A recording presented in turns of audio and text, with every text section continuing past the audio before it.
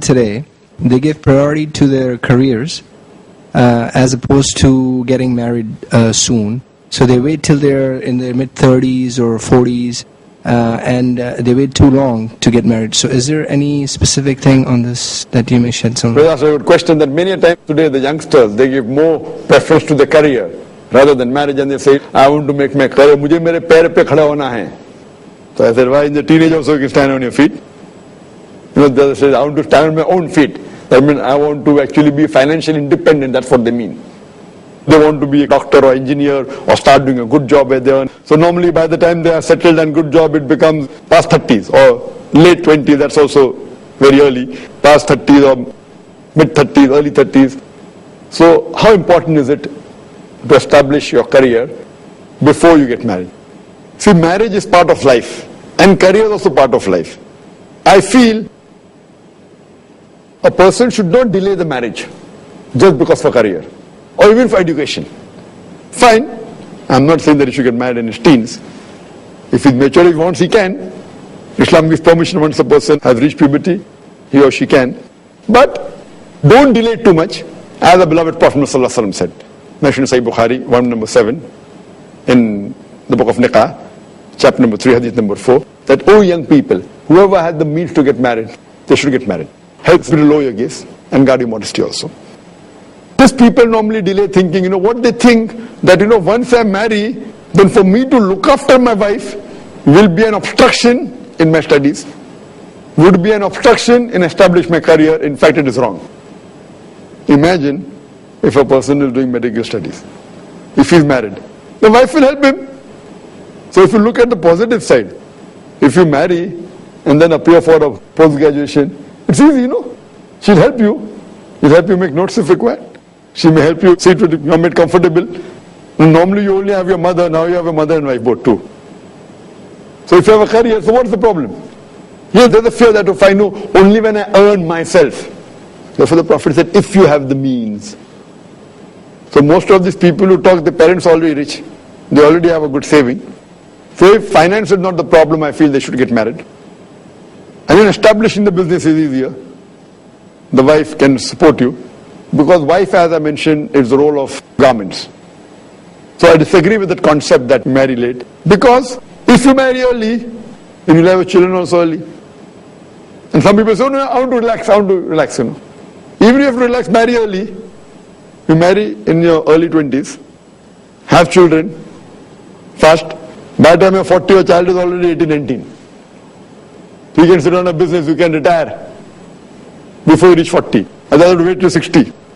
So if you want to enjoy life also, marry early, have children, have your children take care of your business, so you can be free and you can relax earlier. So even to enjoy life, it is better you marry early. And one more thing, you don't go to the evil of society. Because when you're young, there are high chances you can be deviated. High chances that when you do your graduation and post-graduation, for you to be on the Sirat al-Mustaqim is difficult. If you have a wife, she is your Mohsena, she is the fortress against the devil, and more chances that you can concentrate on your studies. When you go to school, normally in co-ed schools and colleges, they say you spend more time in trying to be a hero in front of the opposite sex than doing studies. So now you already have a heroine with you. You already have a wife with you, so you won't waste your time otherwise, and it will help you to concentrate on studies better. So I feel even if you have to study or look after a career, it's better that you get married earlier. Hope that answers the question. Any sisters have any questions? I'll come back to you. Any sisters have any questions? Yeah. Assalamu alaikum. Wa alaikum assalam wa rahmatullahi wa barakatuh. Are marriages between cousins encouraged, as scientifically it's proved that the children of the couples, they have genetic defects? Sister asked the question that marrying among first cousins has proven it causes genetic problems. What she is referring to is consanguineous marriages. That in consanguineous marriages, where the close blood relatives cousins marry, as far as the Quran is concerned, Quran says in Surah Nisa, chapter number 4, verse number 23, 24, 25, it gives the people you cannot marry. The Quran says you cannot marry your mother, you cannot marry the woman who your father has married. You cannot marry the sister of your father. You cannot marry the sister of your mother. You cannot marry your own sister. you cannot marry your daughter, and the list is given. But in this list, the first cousin aren't mentioned. So based on this verse of the Quran, among the prohibited marriages, the Quran does not prohibit you to marry your first cousins. But direct blood relations, the Quran prohibits. Now today's scientific research says that if you marry your blood relation, direct blood relation, brother and sister, mother and son, father and daughter, then there are high chances, very high chances of having genetic problems. Furthermore, even if you marry among the first cousins, the chances are there, but the chances are less.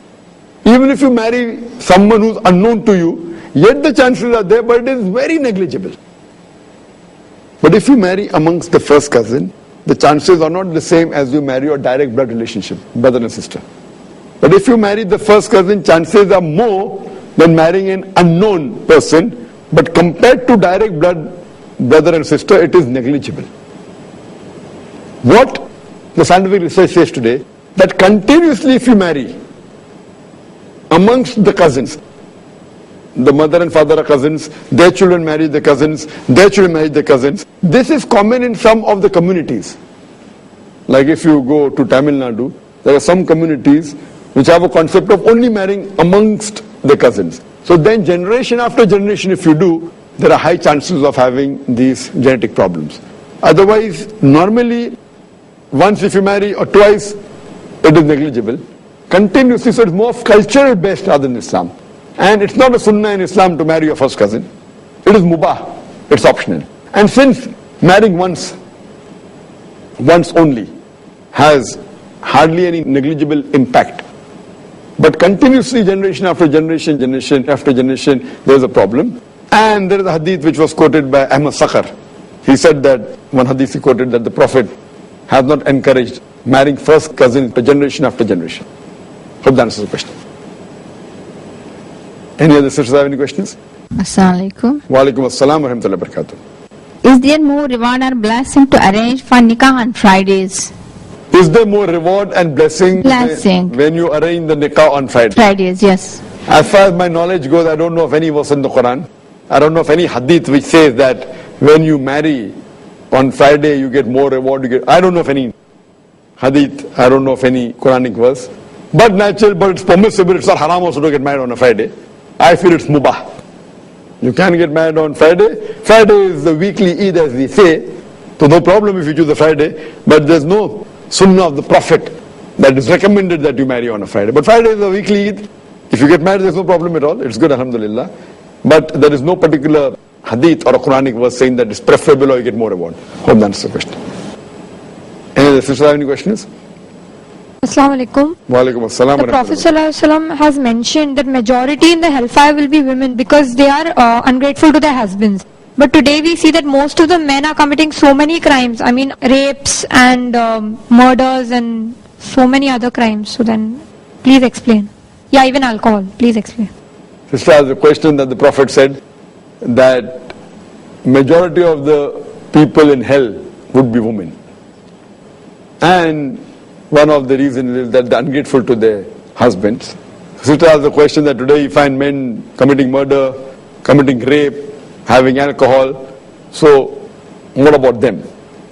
If you analyze, sister, today in the world, as I mentioned in my earlier answer on polygyny, that there are more women in the world than men. Even if you take for granted, or just as a normal mathematical equation, that equal percentage of men will go to hell as compared to the women, and equal percentage of men and women would go to heaven, and equal percentage to hell, because women are more in this world, in hell also there will be more. But that means in heaven there will be more, inshallah. Because again, there's another hadith where the Prophet said that for every man there will be multiple hood. So in that logical also equation, the woman would be more in heaven also. So don't get so much dejected. Look at the better side of it. And one of the reasons that the Prophet said women would go to hell, one of the major reason is that because they are ungrateful to their husbands. What is the major reason that men will go is not mentioned. Fine, it may be murder, I don't know, but I doubt it will be murder. But all the men aren't committing murder. So that doesn't mean that men will not go to hell. But one of the major reasons why women will go to hell is because they are ungrateful to their husbands. And that you see nowadays, you do find women try to be independent, they try to be, because they're going away from Quran and Sunnah. So the hadith is correct, but that does not mean that men will not go to hell and the women will not be in majority in the heaven. Hope that answers the question. If a husband is irresponsible and does not take care of the family and of the needs of the family, and he also does not provide education for the children, in such a situation, what should a wife do? If the husband does not take care of the family, does not look after, does not give the rights, the economic rights, does not take care of the children, so in this case, what should the wife do? The wife should try and convince the husband to look after the family. That's the first thing. Because she's the Mohsena, she's the fortress against the devil. And there's a normal problem that we have normally, that the wives keep on complaining about the husband and the husband keeps on complaining about the wife, and this is a common thing everywhere. It is more for a relationship of hand and glove, as I mentioned. So maybe the wife should have an introspection that maybe if she is more close to the husband, if she is more loving to the husband, maybe the husband will take more care. So many a time tali dua se bachti hai. You clap with two hands, you can't clap with one hand. But normally everyone points the finger at others. When they point the finger at others, they fail to realize three fingers are pointing to themselves. So it's not always black and white. Husband at fault, wife at fault. Many a times it's the fault of both. So when a problem arises in a family, it's many a time the problem between both. And even if one of them is Islamic and follows the Quran and Sunnah and has sabr, inshallah most of the problems will be solved. Problem is there, that means both are not following Quran and Sunnah properly. If both of them have sabr, both of them follow Quran and Sunnah, either they change the other spouse and they prevent any problem taking place. But in such a situation, the wife should try and counsel the husband, be good to him. But if he continues, then she should try and help the husband look after the family. It's not bad. And depending upon how much is he not giving the rights, is he torturing the wife, is he beating the wife, depending on the extent where she cannot bear, then she takes the decision whether she continues or she parts. That's her decision. Hope that answers the question. Are there any brothers who have any questions? MashaAllah, I want to say one thing that Alhamdulillah, the effect of this program has already started. Shams is telling me that he wants to get married. MashaAllah, very good, Alhamdulillah. My question is that, as she said, so that you have a virtuous bachelor. Are you earning more than 4,000 rupees? Oh, MashaAllah, good. as the brother, as she said that there are some youngsters who, because of their career, they reject marriages. I want to ask that there are some women who delay their motherhood because of their careers, although it may be Islamic. They maybe want to be a daya or whatsoever it may be, but they delay their motherhood. So is this permissible in Islam? Before I answer a question, I'd like to ask you that has this program had an effect on you? Alhamdulillah. It had an effect on your person sitting next to you, but on you, did it have an effect? Alhamdulillah. MashaAllah. When are you getting married? Inshallah. How soon? After I consulted with you. After? Inshallah. After you consult with me? Yeah. My consultation as soon as possible. Tomorrow if possible. I don't know, tomorrow is too early. Next month. Next year. Next year? See, this is the problem. You say you consult me, and then I give you advice and you delay it. So if you get the good wife, then why not next month? If not, then next year. Inshallah. Inshallah. Fine, that's good. As far as coming to your question, that the earlier question was that people want to delay marriage because they want to make a career, etc. But some of the ladies want to delay their motherhood. They don't want to give birth to a child because they want to maintain the career, etc. Is it correct? I feel this is totally wrong. Why? Because the amount of sawab that a lady gets by being a mother is phenomenal. And our beloved Prophet Muhammad said, it's mentioned in the hadith of Sahih Bukhari, volume number 8, in the book of Adab, chapter number 2, hadith number 2. A person came to the Prophet and asked him that who deserves the maximum love and companionship in this world? The Prophet said, your mother. The man asked after that too. The Prophet said, your mother. The man asked after that too. Again the Prophet said, your mother. The man asked after that too. Then the Prophet said, your father. That means 3/4, 75% of the love and companionship goes to the mother. 25%, 1/4 goes to the father. In short, the mother gets the gold medal, she gets the silver medal, as well as the bronze medal. The father has to be satisfied with the mere consolation prize. So the amount of respect, the amount of sawab, the blessings that a woman gets in becoming a mother is phenomenal. 9 months that your mother has borne you in the womb. Even if you give a mountain of gold, you cannot compensate. Even if you give the wealth of this world, you cannot compensate. So now if someone wants to sacrifice the motherhood for earning maybe a few dollars more or a few $1,000s more, I feel she is a very poor businesswoman. A good businesswoman will say that fine, this she's losing more. To earn little bit, she's losing more. So I disagree with the concept of delaying motherhood, either for having a better education or a better career, etc. I feel she should marry, she should have children, and then whatever happens, it should continue in that same process of life. Hope that answers the question. Any sisters have any questions? Like brother mentioned about the guys having the problem of career. Boys. No, so then what about, then we should leave our career. What about us? We won't be able to manage pregnancy as well as continuing with education. At least we need to complete our graduation and then go in for marriage. Sister asks the question, then what about a career? If we marry, we cannot continue a graduation and a career. What about a career? It's gone. Sister, what is the definition of career? What do you mean by career? What is the definition of career? Education, at least minimum education. I'm asking, what is the definition of career? I don't know the exact definition. What do you feel is career?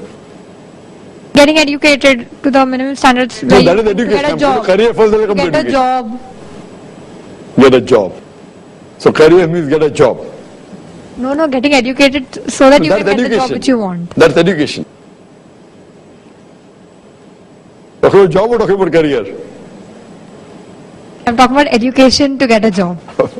Okay, but this doesn't apply to women. I'm not talking about getting educated if you want to go in for Islamic work. So minimum education which you Fine, require. if you are doing education for a job, then you need not educate yourself, because according to Islam, as I mentioned earlier, the financial burden is on the shoulders of the man. A woman need not worry about her lodging, boarding, clothing. She is financially secured. Before she is married, the duty of the father and the brother. After she is married, the duty of the husband and the son to look after lodging, boarding, clothing, all aspects. So if education is for job, forget about it. But that does not mean a woman should not be educated, because education is also for being a good mother. Education can also help in the field of Islam or the field of Dawah. But what I told you, that a person can be a graduate in the early 20s. So as I said, if a person wants to marry in the late teens, no one can stop her. But at least in the early 20s you should marry. And surely you finish your graduation in the early 20s. I'm not saying that stop. But post-graduation, fine, may be a problem. You do your post-graduation maybe in 22 years, 23 years. Post-graduation can yet be done after marrying. The pregnancy, if it comes in the way, you do it the next year. What's the problem? Do you have to go for a job? For a man, fine, he'll think, if I lose 1 year, I lose 1 year's salary. For the woman, instead of 1 year, she can take 2 years. If it is the 2 years course and pregnancy takes place, she can take 3 years, she can take 4 years, she can do correspondence course, no problem at all. So marriage never is a hurdle. But the minimum what you're talking about, graduation, is easily possible before the early 20s. As far as career, fine. There are some ladies who want to do career, want to do modeling, want to do dancing, so surely marriage will come in the way. And all these careers are haram. Modeling, dancing, air hostess, exploiting the body of the woman. But natural. As far as the other jobs, as I said, financially a woman is secured. So again, the education will not generally come in between her marriage. It will not. Further studies, you can do post-graduation, super speciality, you can study till the age of 40 also, no problem. Do you mean to say you're not married till the age of 40?